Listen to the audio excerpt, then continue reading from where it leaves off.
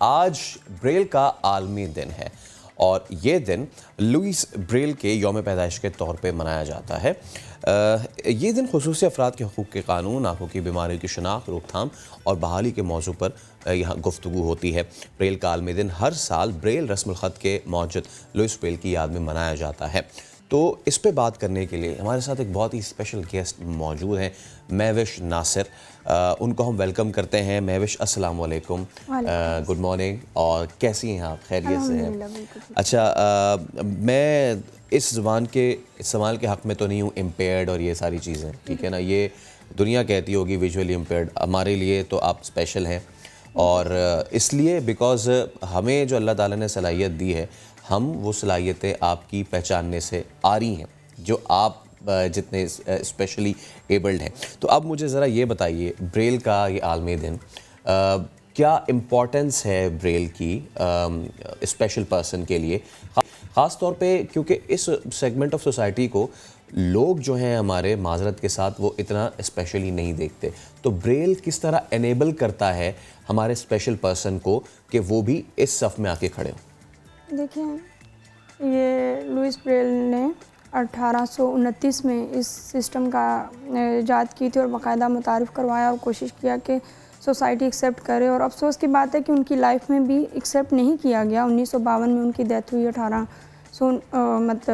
1852 میں، تو ان کی وہ اپنی ڈیتھ تک مسلسل کوشش کرتے رہے، اور افسوس کی بات تو یہ ہے کہ ان کی ڈیتھ کی بھی پوری صدی بعد 1952 میں ان کے اس کو ایکسیپٹ کیا گیا، اس رسم الخط کو، اور پھر ان کی ڈیڈ باڈی کو دوبارہ نکالا گیا، اعزاز کے ساتھ ان کو دفنایا گیا۔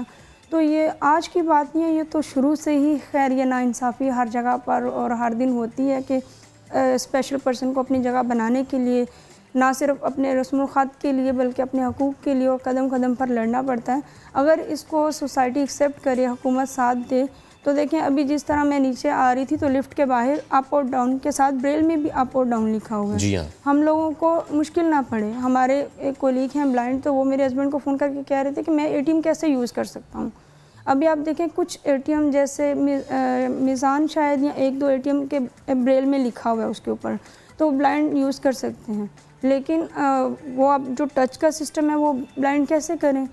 تو اگر اس رسم الخط کو جس طرح مشینوں کے اوپر لکھا ہوا ہے تو کچھ مشین ہمارا بھی خیال کرتے ہوئے اگر اس کے معاشرہ یا پھر یہ حکومت ساتھ دے، تو دیکھیں ایم فل یا پی ایچ ڈی یا ایجوکیشن بلائنڈ تھوڑی ہمت کرتا ہے، اس کے پیرنٹس ساتھ دیتے ہیں، سوسائٹی سے لڑ لیتا ہے، وہ پڑھ لیتا ہے، کوئی مسئلہ نہیں ہے ایسا۔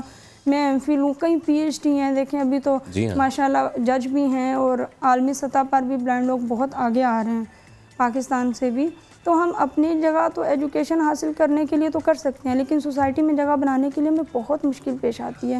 آپ کو پتہ ہے کہ جج جو لڑکا بنا ہے پہلا، وہ فرسٹ پوزیشن لینے کے باوجود بھی اس کو اپنی سیٹ لینے کے لیے کیس کرنا پڑا تھا، اس کو جگہ نہیں دی گئی۔ تو ہمارے رسم الخط کو کون ایکسیپٹ کرے گا؟ یہ ایک ایسی تلخ حقیقت ہے، جس طرح کہ ہمارے اللہ تعالیٰ کہتا ہے کہ میں کسی کو دے کے آزماتا ہوں، کسی کو لے کے آزماتا ہوں، وہ ہم سے لے کے ہمیں نہیں، معاشرے کو آزما رہا ہے، معاشرے کو دے کے معاشرے کو آزماتا ہے۔ اچھا، لیکن یہ میرے خیال سے ہماری ہی سوسائٹی میں محدود ہے۔ مہوش، مجھے یہ بتائیں کہ باہر ممالک میں جیسے کہ ہم کہتے ہیں کہ اگر کوئی آدمی ہے جو کہ ویل چیئر پر ہے، باہر اس کے لیے سیڑھیاں بھی اسی طریقے سے بنائی جاتی ہیں، واک ویز بھی ہیں، سڑک پہ بھی ان کا سارا نظام ہے۔